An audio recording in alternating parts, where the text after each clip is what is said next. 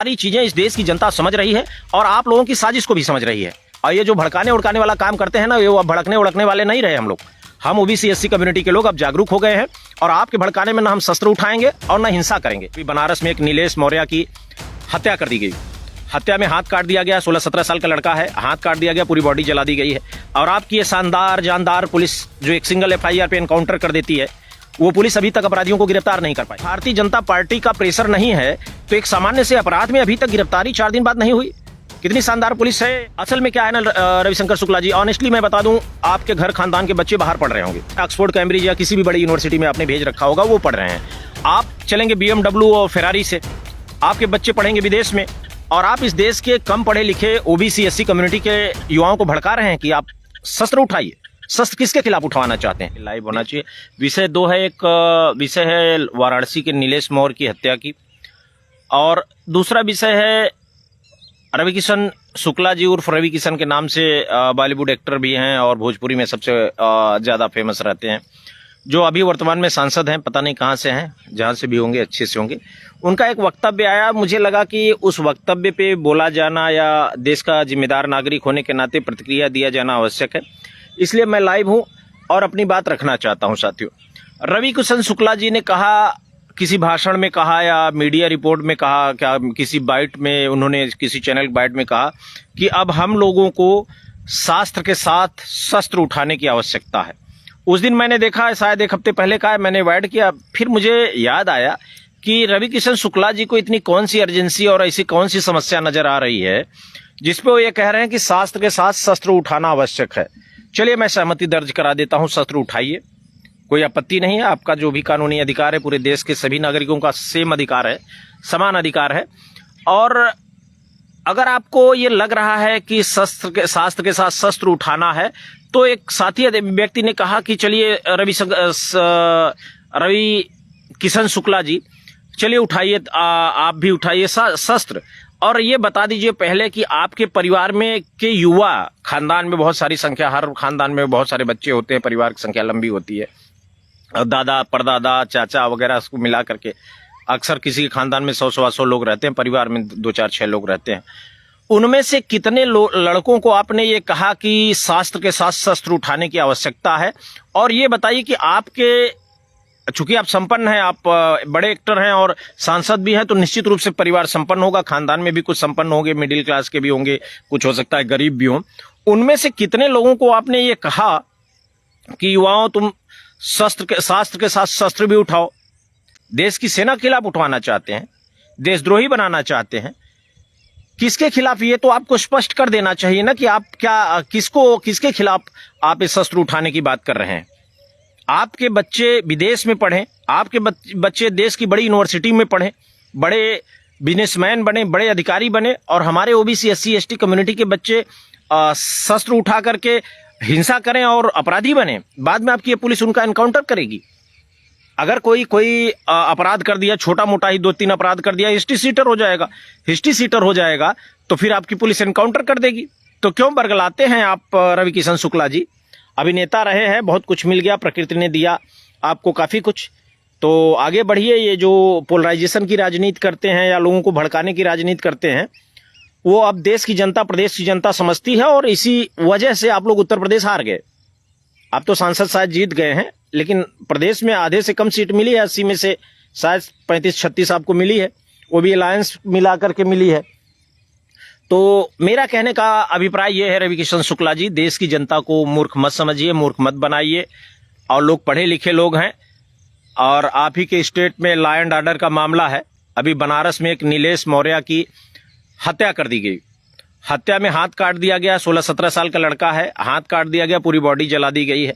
और आपकी ये शानदार जानदार पुलिस जो एक सिंगल FIR पे एनकाउंटर कर देती है, वो पुलिस अभी तक अपराधियों को गिरफ्तार नहीं कर पाई। 3-4 लोगों को बुलाई थी, वो लोग आए, उनसे जानकारी ली गई, पुलिस थाने में बैठा कर पूछताछ किया गया, शायद छोड़ दिया गया। आरोप यह है, उसकी सत्यता को मैं प्रमाणित नहीं कर रहा हूं, आरोप यह है कि भारतीय जनता पार्टी के किसी एक नेता यानी मंत्री के ड्राइवर का भी नाम शायद आ रहा है, ऐसा कुछ मामला है। इसकी सत्यता की मैं पुष्टि नहीं कर रहा हूं। और अगर भारतीय जनता पार्टी का प्रेशर नहीं है तो एक सामान्य से अपराध में अभी तक गिरफ्तारी 4 दिन बाद नहीं हुई। कितनी शानदार पुलिस है। क्या नाम है रविकिशन शुक्ला जी आपकी, भले आप केंद्र में सांसद हैं, प्रदेश में तो आपकी सरकार है, संभवतः आप गोरखपुर से ही सांसद हैं, तो बताइए गोरखपुर के ही मुख्यमंत्री जी हैं, तो मौर्यों की हत्या होगी गिरफ्तारी नहीं होगी, पटेलों की हत्या होगी गिरफ्तारी नहीं होगी, गलती से यादव मिल गया तो घर वर गिरा दो, उसके बाद एनकाउंटर भी कर दो।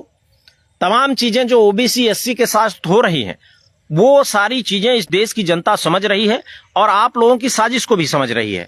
और ये जो भड़काने उड़काने वाला काम करते हैं ना, ये अब भड़कने उड़कने वाले नहीं रहे हम लोग। हम ओबीसी एससी कम्युनिटी के लोग अब जागरूक हो गए हैं और आपके भड़काने में ना हम शस्त्र उठाएंगे और ना हिंसा करेंगे। हमें भी पढ़ना है, हमें भी आगे बढ़ना है।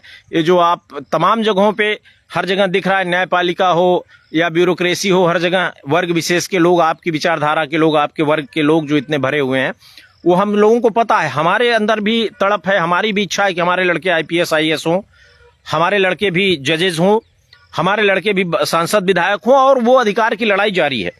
उस अधिकार की लड़ाई में निरंतर बहुत सारे लोग लगे हुए हैं। हम लोग, आप पाखंड को बढ़ावा देने की बात करते हैं, बढ़ाइए, हमें उस पर कोई आपत्ति नहीं, लेकिन हम लोग पाखंड के खिलाफ लड़ेंगे, अपने लोगों को जागरूक करेंगे और अपने लोगों से कहेंगे पढ़िए लिखिए कुछ बनिए। ये आप भड़काना बंद करिए। और मैं आपसे ये जानना चाहता हूं, उत्तर प्रदेश का मौर्य कुशवाहा शाक्त सैनी समाज ये जानना चाहता है कि नीलेश मौर्य के हत्यारों की गिरफ्तारी नहीं हुई, क्यों? क्या उसके नाम के आगे आपकी बिरादरी लगाना पड़ेगा क्या? गिरफ्तारी क्यों नहीं हुई? रविकिशन शुक्ला जी, 5 नामजद हैं, एफआईआर में पहले दिन 5 लोगों का नाम दिया गया है। अब मैं आरोप लगाता हूं कि वो लोग आपकी पार्टी से जुड़े हुए लोग हैं, शायद इसलिए गिरफ्तारी नहीं हो रही है। ये आरोप है, मैं इसको प्रमाणित नहीं कर रहा। हो सकता है कि ये वो लोग आपके से जुड़े ना हो, लेकिन मेरी भी अपनी एक टीम है प्रदेश में, वहां से मेरे पास इंफॉर्मेशन आती है। तो सुधार करिए रविकिशन शुक्ला जी, वरना जो अभी जो 35-36 सीट मिली है ना, अगली बार आ जाएंगे 10 सीट पे। और मैं आपको बहुत गंभीरता से बताना चाहता हूं रविकिशन शुक्ला जी, उत्तर प्रदेश में समाजवादी पार्टी 2027 में 300 सीट जीतने जा रही है। उसका कारण है, देखिए, सरकार बन जाएगी तो मैं ऐसा नहीं है कि मैं बहुत बड़ा तोप हो जाऊंगा, नहीं बनेगी तो मेरा 1 रुपए का नुकसान नहीं है, लेकिन मेरी अपनी एनालिसिस है समाज को लेकर।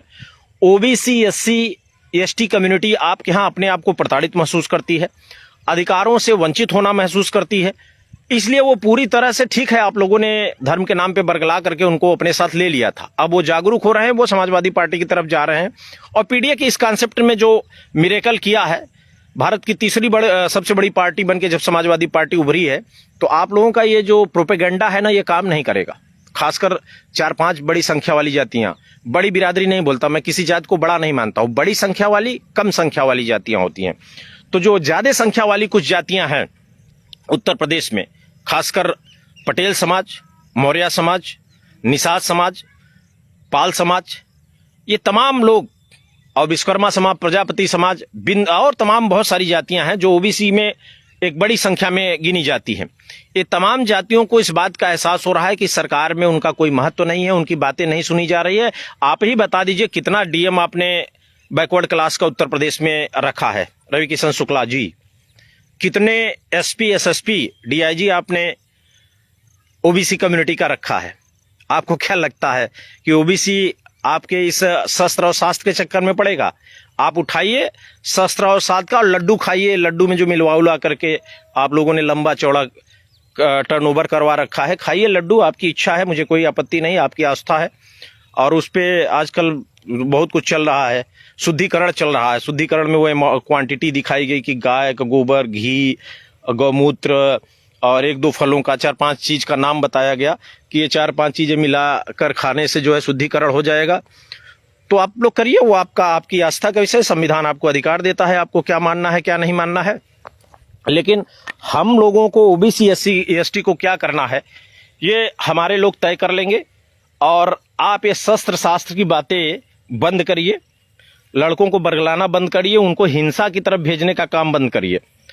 आपके आवाहन पे अगर कोई लड़का हिंसा कर देगा तो आपका उस एफआईआर में से नाम निकलवा लेंगे क्या? आप नहीं कर पाएंगे ना। आप सांसद हैं, सांसदी कीजिए। माननीय रविकिशन शुक्ला जी, अभिनेता महोदय, संभावित पता नहीं क्या क्या, मूर्ख न समझिए पिछड़ों को। इन्हीं शब्दों के साथ अपने वाणी को विराम देना चाहूंगा।